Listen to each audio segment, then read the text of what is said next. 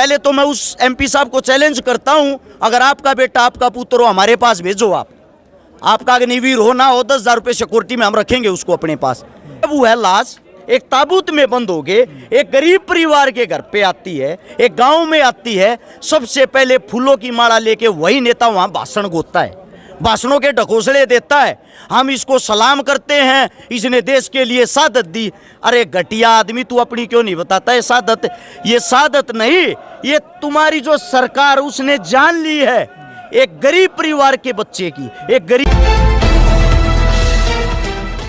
नमस्कार, मैं हूं अजय भारद्वाज और आप इसमें ग्राउंड मीडिया देख रहे हो। और आप सभी को पता है कि युवा आंदोलन यानी कि जवानों का एक आंदोलन की शुरुआत हो चुकी है। उसी को लेकर के एक बार फिर हमारी टीम है सांपला में मौजूद, और कल 102 पंचायतों ने एक बड़ा फैसला लिया था, वो भी हम आपके सामने लेकर के आए थे। फिलहाल अग्निपथ योजना को लेकर के जो देश का युवा बबूला है उसी को लेकर के अरज शिकार एक बार फिर हमारे साथ मौजूद है। सबसे पहले तो राम राम भाई साहब।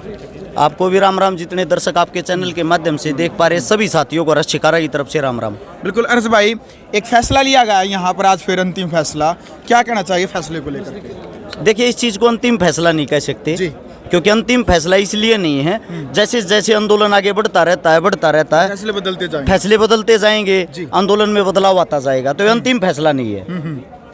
तो भाई साहब, क्या लगता है इस योजना को लेकर के, मतलब ये पंचायतें रखी जा रही है, तो मतलब ठोस फैसला तो लेना चाहिए ना?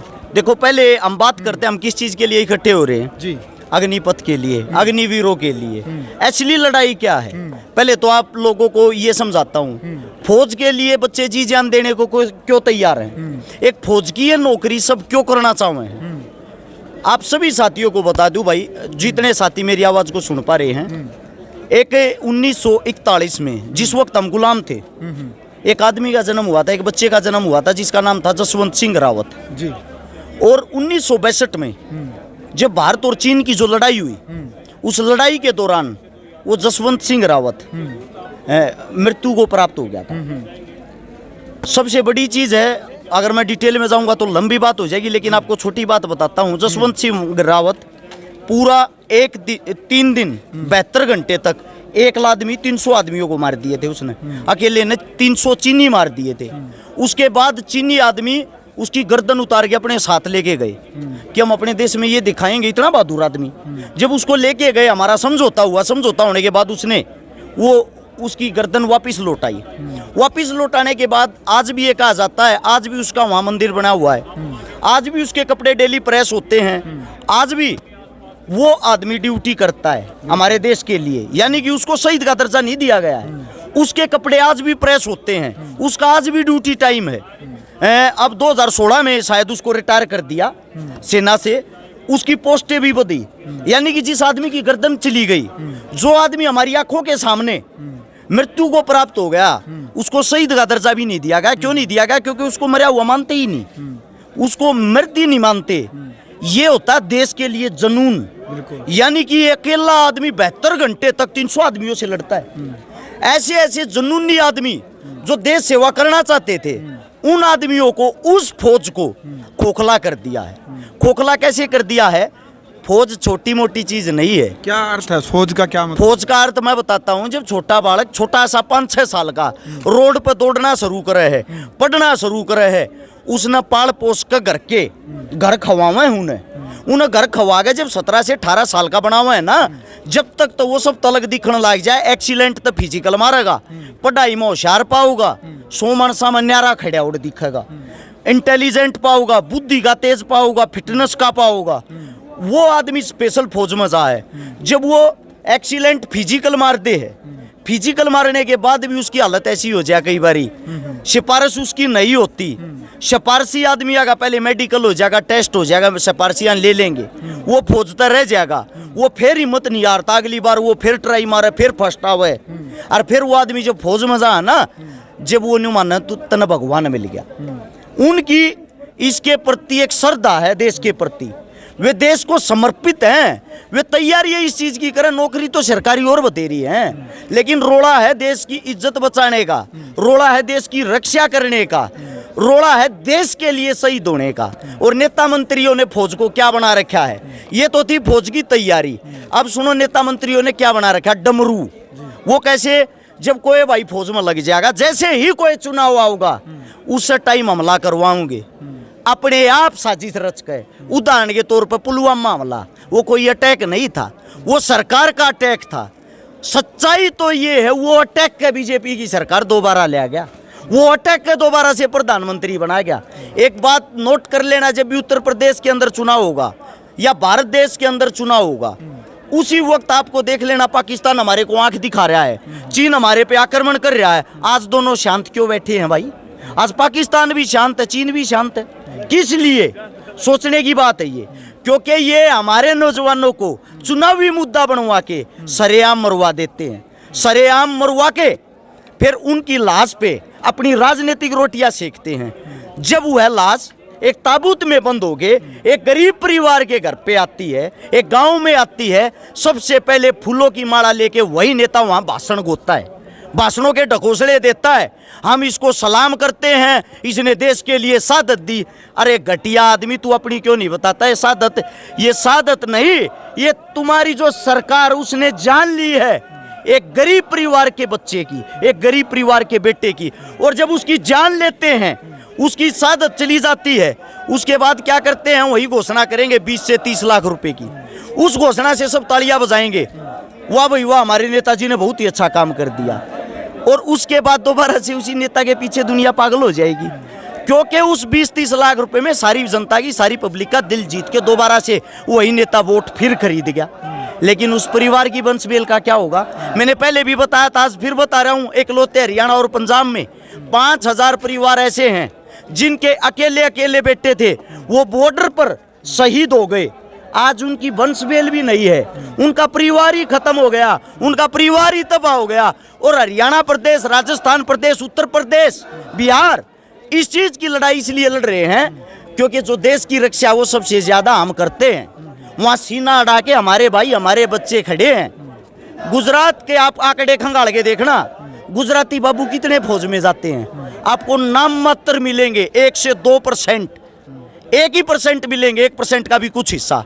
गुजराती बाबू सारे के सारे अपना धंधा करें, बिजनेस कर रहे हैं। उसी बिजनेसों को मोदी बढ़ावा दे रहा है, उसी बिजनेसों को उनको लोन दे रहा है, उसी बिजनेसों के लिए उनके अलग अलग तरकीब दे रहा है। लेकिन हमारे किसानों के बेटे, किसान पुत्र हैं, इनके लिए क्या दे रहा है भाई? इनके लिए क्या कर रहा है? और जो साथी ये कह रहे हैं कि भाई अगर ये लागू हो गया, लागू होने के बाद अच्छी बात ही तो है।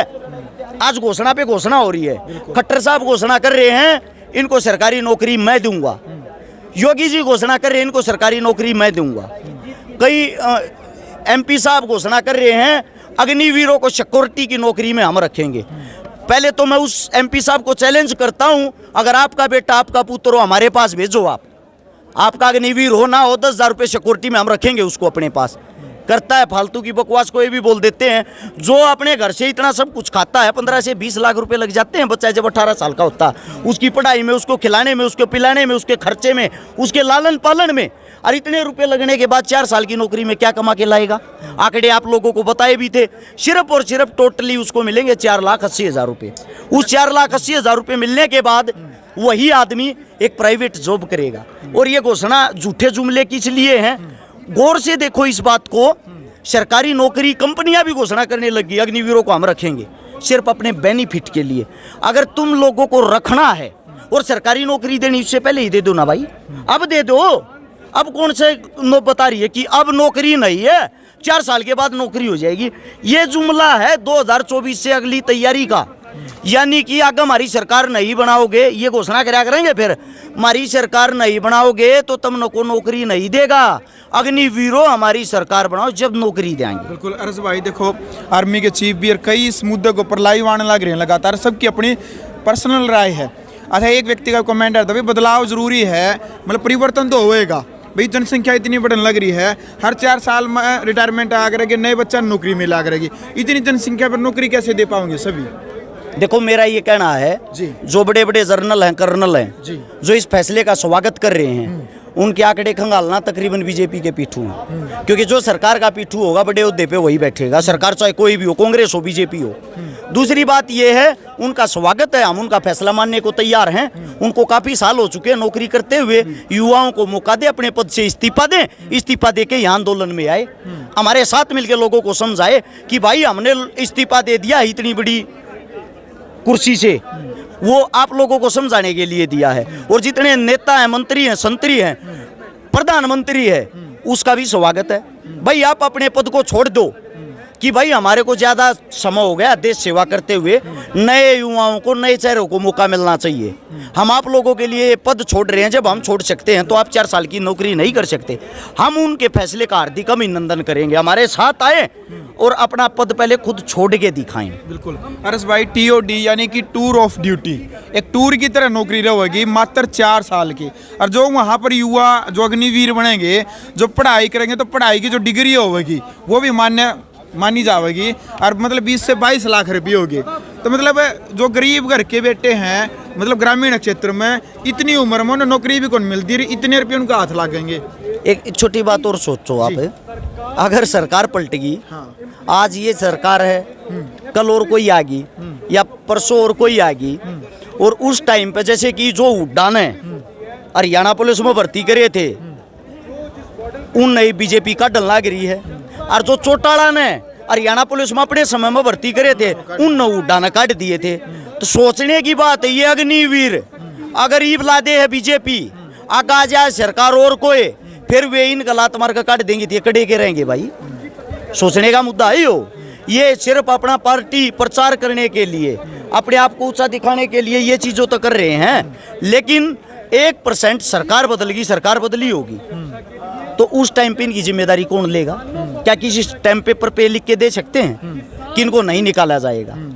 ऐसा है, हर एक चीज जुमलेबाजी है, लोगों का ध्यान अपनी तरफ आकर्षित करने लग रहे हैं।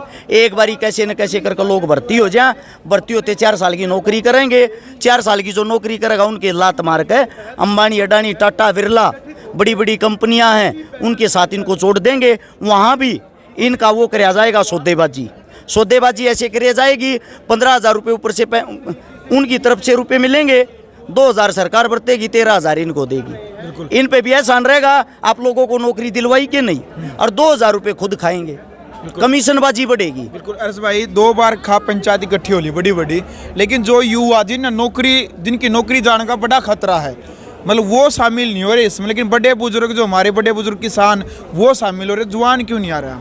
देखो, पहली बात तो ये, युवाओं के हाल फिलहाल एग्जाम चल रहे हैं जी, सबके पेपर चल रहे हैं इस टाइम पे, हाल में 5 दिन हो गए हैं लगातार, वे अपना पेपर देने में व्यस्त हैं। दूसरी बात ये है, युवाओं को खुद जानबूझ के नहीं बुला रहे, युवाओं को इसलिए नहीं बुला रहे, जो पंचायत होती है, पंचायत में हमेशा बड़े बुजुर्ग फैसला लेते हैं, युवाओं का जो संगठन होता है उसके 1-2 चेयरमैन आदमियों को बुला लेते हैं, ताकि वो अपना पक्ष रख सके, अपनी बात रख सके। हमारा ये मानना, युवा साथियों को केस ना लगे, क्योंकि एक रोजगार के लिए लड़ाई, अगर केस लग गया तो रोजगार कहाँ से मिलेगा?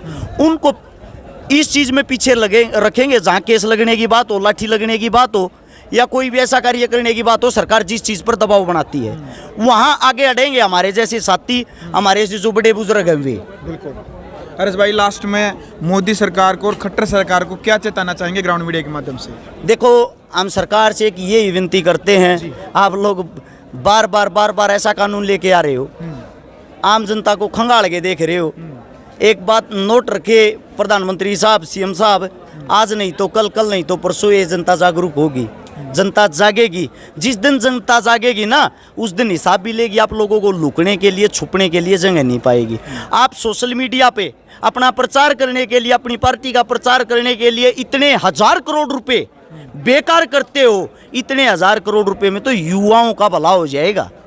आप ये पार्टी प्रचार छोड़ के, आप ये अपने बैनर और ये जो खर्च होता है उनको छोड़ के अगर अपने देश पर ध्यान दो ना, तो आपका देश अपने आप ही जय जयकार करने लग जाएगा, आपको पोस्टर चिपकाने की जरूरत नहीं पड़ेगी। जो युवा हैं, इन पर आप जो बार बार ये उल्टे सुलटे अनाप शनाप कानून लेके आते हो, कम से कम एक कोई अच्छी सी कमेटी बैठाया करो, कमेटी बना के अच्छे फैसले लिया करो। अब आप ये सोचोगे मैं इतनी बड़ी बात क्यों बोल रहा हूँ? मैं इसलिए बोल रहा हूँ, जिस दिन से ये तोड़ लेके आए हैं, 1 हफ्ते के अंदर आप लोगों ने 4 बदलाव कर लिए। अगर ये सही होता तो 4 बदलाव क्यों करते? बिल्कुल। और आने वाले समय में आप इसको 100% वापिस भी लोगे, फिर कह दोगे कि ये लोगों के समझ नहीं आया। ये सिर्फ ये चीज़ें आरएसएस को, बीजेपी को और आपके अंधभक्तों को ही समझ क्यों आती है और किसी को समझ आती ही नहीं पूरे देश को। तो कृपया करके इतनी अग्नि परीक्षा लेनी छोड़ दें, देश को एक देश की तरह संभालें, इसको पाकिस्तान ना बनाएं। अमीर अमीर होता जा रहा है, गरीब गरीब होता जा रहा है। बिल्कुल भाई, वीडियो आपने देख लिया। फिलहाल हमारे साथ सामाजिक कार्यकर्ता अरज शिकारा मौजूद थे। इनकी क्रिया की प्रतिक्रिया यानी कि इस मुद्दे को लेकर के, अग्निपथ योजना को लेकर के जो इनकी राय है वो अब आपने सुन ली है। आपने भी अपनी पर्सनल राय कमेंट बॉक्स में रखनी है। यदि आपको ये वीडियो अच्छी लगी तो वीडियो को ज़्यादा से ज़्यादा शेयर करें। ग्राउंड मीडिया के लिए अपने कैमरा शो गिंजार के साथ मजा भारद्वाज। राष्ट्र निर्माण की जानकारी के लिए ग्राउंड मीडिया चैनल को सब्सक्राइब करें और शेयर करें।